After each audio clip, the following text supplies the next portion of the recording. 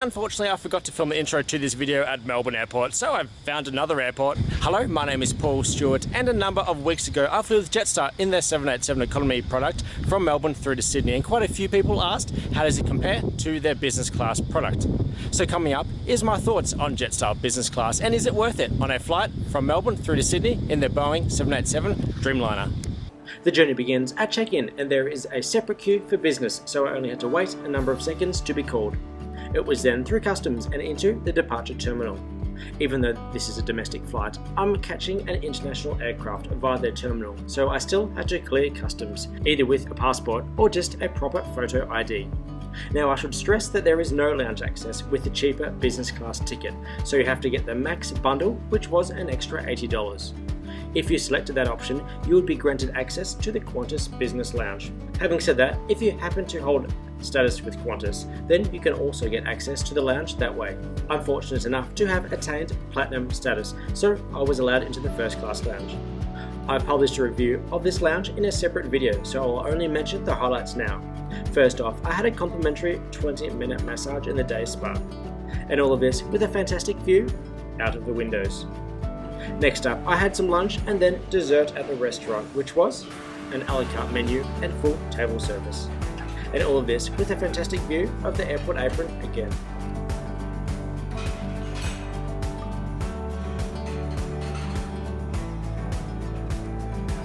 My flight was called and I headed for the gate. Our aircraft is this Boeing 787-8, which first flew in 2015. The Dreamliner was the first passenger airliner made out of composite material, so carbon fibre and other magic materials, rather than the usual aluminium. One of the multiple advantages that this has is that it doesn't rust, so the aircraft's interior can be kept more humid. Another perk of business class was that the boarding was called early, so you could get on board, unpack your carry-on, luggage and relax. First up, when you turn left is an economy mini cabin, which is actually a great place, and I'll explain why in my other review. Row 10 in particular has heaps of leg room. And here's my seat 3A, which is at the back of business class, and in my opinion is also the best seat, and I'll explain why later on. It's a small business cabin with the seats in a 2-3-2 layout, and I'll show you through my seat in more detail.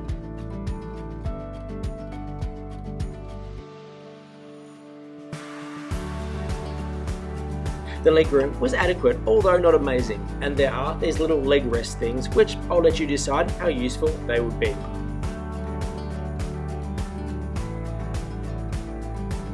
Between the two seats are these two power plugs and USB ports, and above you are individual air vents.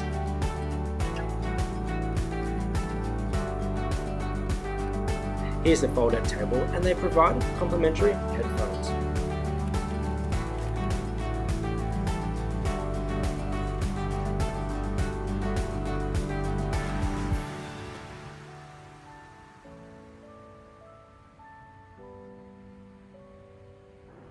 Now, they don't usually give out amenity kits on this short flight, although the crew nicely made an exception for me, and I'll be giving away this kit to a subscriber later in the video.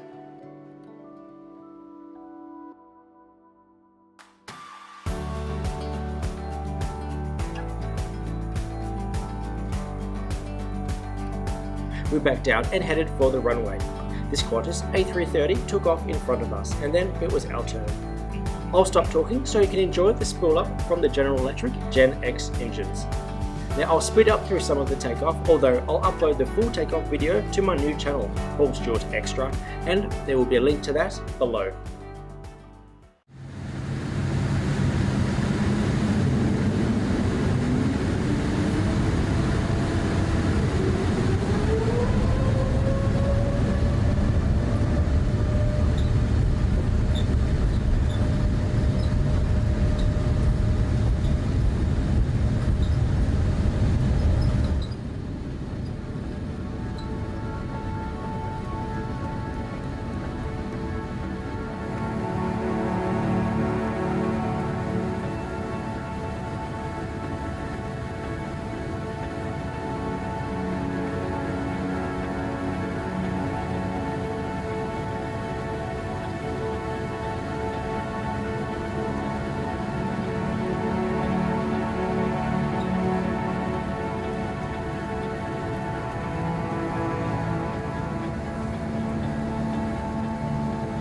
The views as we cut through the clouds were pretty impressive and a reminder of how cool flying actually is. While I do think that the 787 Dreamliner is a really good aircraft, the one thing I'll briefly rant about are the windows. Here's me on a previous flight playing with the electric window shades.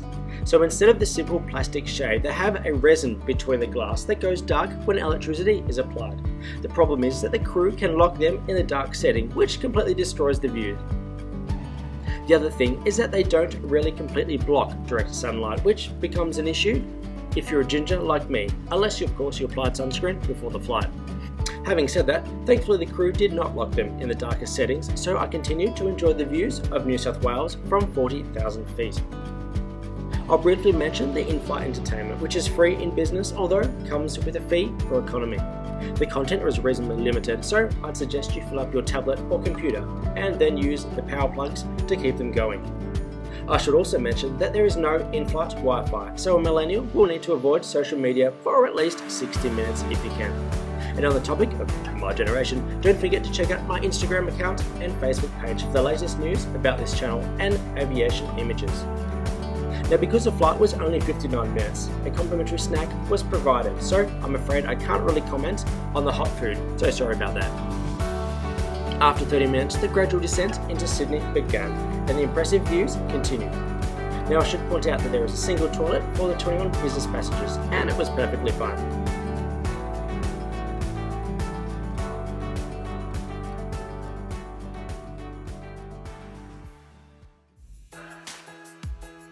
So, to summarise the flight, the 787 itself is a great aircraft. It's reasonably quiet, and the additional humidity avoids drying you out like the older generation of aircraft such as the Airbus A330 and Boeing 777.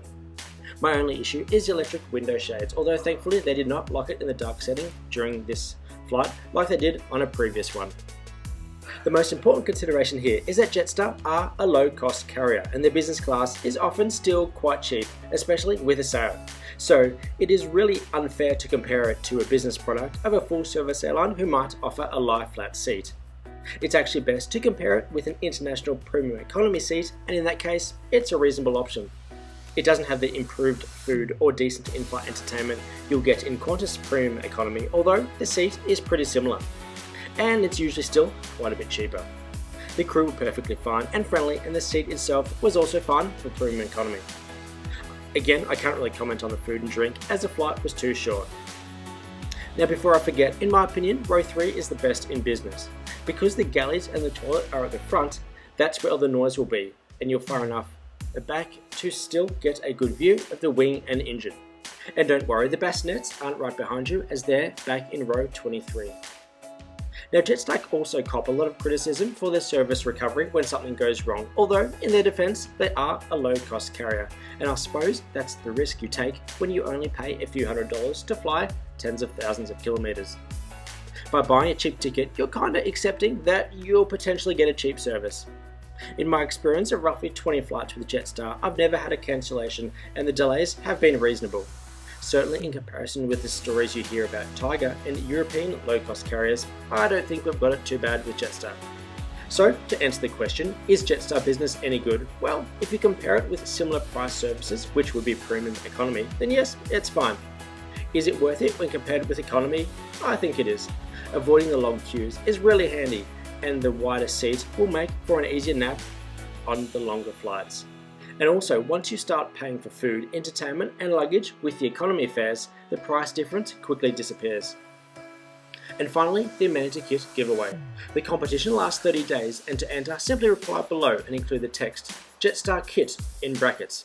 Full details of the giveaway are in the video description below. If you enjoyed the video, be sure to click the thumbs up button and check out my channel for more similar videos. And don't forget to watch my economy class review of the same aircraft, and I'll include a link to that below. Thanks for watching, and I'll see you another time, and enjoy the landing into Sydney.